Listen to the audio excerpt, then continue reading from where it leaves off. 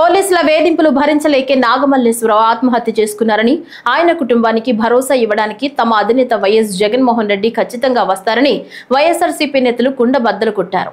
YS Jagan Rentapalla పర్యటన అనుమతి కోసం మంగళవారం నరసరావుపేటలో పల్నాడు జిల్లా ఎస్పీని కలిసిన అనంతరం వాళ్ళు మీడియాతో మాట్లాడారు. సంవత్సరం క్రితం తెలుగుదేశం ప్రభుత్వం ఏర్పడిన వెంటనే చంద్రబాబు నాయుడు గారు ముఖ్యమంత్రి అయిన వెంటనే రెంటపాళ్ల గ్రామానికి సత్తెనపల్లి నియోజకవర్గంలో ఉప సర్పంచ్ అయిన నాగమల్లేశ్వరాన్ని పోలీసులు చిత్రహింసలు పెట్టి, మరుసటి రోజే కౌంటింగ్ అయిపోయిన మరుసటి రోజే చిత్రహింసలు పెట్టి, నీకేం పని వైఎస్ఆర్సీపీ, నువ్వు కమ్మావైతే వైఎస్ఆర్లో ఎలా ఉంటావు అనరాని మాటలు అతన్ని అన్యాయంగా అతనికి ఆత్మక్షోభ చేపించారు. పాపం కుర్రవాడు ఎమోషనల్ కాబట్టి ఆత్మహత్య చేసుకున్నాడు. ఆ కుటుంబాన్ని పరామర్శించడానికి జగన్మోహన్ రెడ్డి గారు రేపు సత్తెనపల్లి నియోజకవర్గం రెంటపాళ్ల గ్రామానికి వస్తున్నారు. మరి ఎవరైనా సరే ఈ దేశంలో ఎక్కడికైనా పోవచ్చు, జగన్మోహన్ రెడ్డి గారు వస్తుంది వాళ్ళ కుటుంబాన్ని పరామర్శించడానికి, ఆ యువకుడికి సంతాపం తెలియ ఘనమైన నివాళులు అర్పించడానికి. దానికి అనేక ఆంక్షలు ఈ ప్రభుత్వం, పోలీసు వారు ర్యాలీలు ఉండకూడదంట, మైకులు ఉండకూడదంట, ఎవరు పెట్టట్లేదే. ఎవరికి వాళ్ళు స్వచ్ఛందంగా వైఎస్ఆర్సీపీ నాయకులు, కార్యకర్తలు, జగన్మోహన్ రెడ్డి గారి అభిమానులు ఆయనతో పాటు అక్కడికి పోతారు. సరే, పోవడానికి బైకుల మీద రావచ్చు, కార్ల మీద రావచ్చు, ఆటోల మీద రావచ్చు.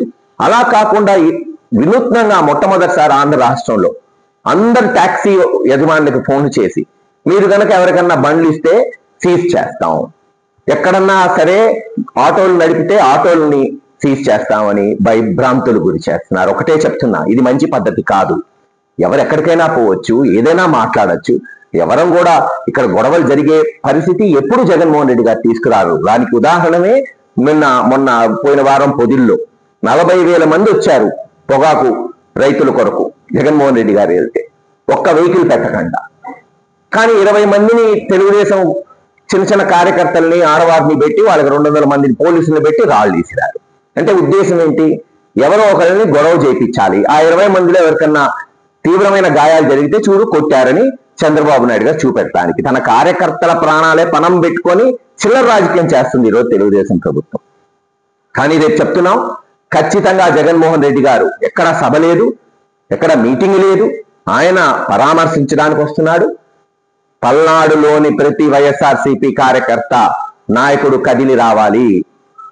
బస్సు మీద వస్తానా, కారు మీద వస్తానా, ఆటోలో వస్తానా, బైక్ మీద వస్తానా, నడుచుకుంటూ వస్తానా, పాక్కుంటూ వస్తానా, ఖచ్చితంగా రేపు 10 గంటలకల్లా సత్తెనపల్లిలో ఉంటాడు మీ కాసు మహేష్ రెడ్డి అని తెలియజేస్తున్నాను. అలాగే ప్రతి కార్యకర్త, నాయకుడు కూడా కదిలి రండి. శాంతియుతంగా మనం జగన్మోహన్ రెడ్డి గారితో పోయి మన తమ్ముడు నాగమల్లేశ్వరరావుకి ఘనమైన నివాళులు అర్పిద్దాం. అమర్ రహే నాగమల్లేశ్వరరావు.